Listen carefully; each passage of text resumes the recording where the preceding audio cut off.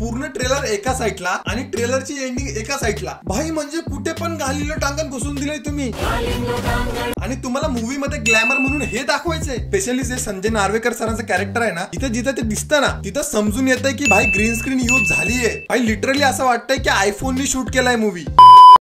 तर मी जस्ट बघितला ये रे पैसा 3चा ट्रेलर. इथेच गडबड झाली. आणि खरं सांगायचं झालं ना, मला ट्रेलर खूप ऍव्हरेज वाटला. म्हणजे संजय जाधव सारखा डायरेक्टर ज्यांनी मराठी इंडस्ट्रीला दुनियादारी सारखा ब्लॉकबस्टर मूवी दिला, भाई त्याच्याकडनं हे एक्सपेक्ट नव्हतं. लिटरली भाई ग्रीन स्क्रीन समजून येतंय त्याच्यामध्ये. आणि मी बोलेल ये रे पैसा 1 आणि 2चा ट्रेलर याच्यापेक्षा मच बेटर होता. भाई लिटरली असं वाटतंय की आयफोननी शूट केलाय मूवी. ट्रेलर मध्ये हा एक सीन आहे, म्हणजे सर्व कॅरेक्टर एका ट्रक वरनं चालले. स्पेशली जे संजय नार्वेकर सरांचं कॅरेक्टर आहे ना, तिथे जिथे ते दिसतं तिथं समजून येतंय की भाई ग्रीन स्क्रीन यूज झालीये.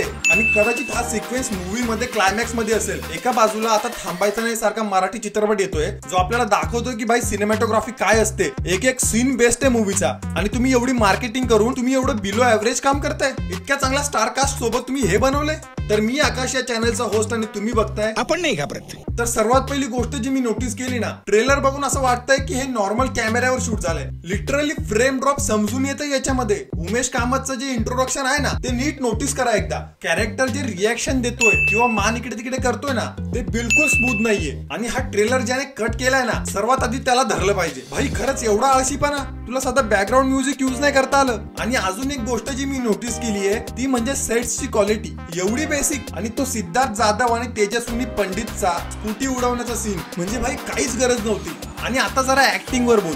संजय नार्वेकर, उमेश कामत, तेजस्विनी पंडित, सिद्धार्थ जाधव या सर्वांच्या ऍक्टिंग वरती मला 100% भरोसा आहे. मूवीची क्वालिटी किती पण खराब वाटत असली ना, पण यांची ऍक्टिंग 100% चांगली निघणार. आणि आता येऊया मेन मुद्द्यावर. मीरा जगन्नाथचं जे कॅरेक्टर आहे, तिचा मूवी मध्ये रोल काय असेल मला माहित नाही. कदाचित तिला ग्लॅमर म्हणून घेतलं असेल किंवा साईड विलन किंवा मेन विलन म्हणून घेतलं असेल. पण तिला ऍक्टिंग येते का? पूर्ण ट्रेलर मध्ये तिने ऍक्टिंग करायचा पूर्ण प्रयत्न केला, पण एकदा पण तिची ऍक्टिंग निघाली नाही. आणि तुम्हाला मूवी मध्ये ग्लॅमर म्हणून हे दाखवायचंय. आणि पूर्ण ट्रेलर एका साईडला आणि ट्रेलरची एंडिंग एका साईडला. भाई म्हणजे कुठे पण घालीलं टांगण घुसून दिलंय तुम्ही. ट्रेलरच्या एंडिंगला संजय नार्वेकरांचा एक सीन आहे, त्याच्यामध्ये ते गोटी बद्दल बोलताय. आता तुम्ही समजून जाते कशाबद्दल बोलताय. आणि भाई तिथे पण घालीलं टांगण चालू आहे. उजवीकडची का डावीकडची. भाई काही मॅच आहे या गोष्टीचा. बट भाई ठीक आहे, कदाचित मूवी चांगली निघू शकते. आणि मी दशावतार मूवी टीजरचा ब्रेकडाऊन केलाय, ज्याच्यामध्ये मी खूप अमेझिंग थिअरीज सांगितल्या. त्या व्हिडिओची लिंक वरती आय बटनवर असेल किंवा व्हिडिओच्या एंडिंगला असेल, तर तो व्हिडिओ पण नक्की चेकआउट करा. जर तुम्हाला हा व्हिडिओ आवडला असेल तर व्हिडिओला लाईक करा, चॅनलला सबस्क्राईब करायला विसरू नका. आणि मला कमेंट मध्ये नक्की सांगा की तुम्हाला हा व्हिडिओ कसा वाटला ते. तर आजच्या व्हिडिओ पुरतं फक्त एवढंच. चला येतो.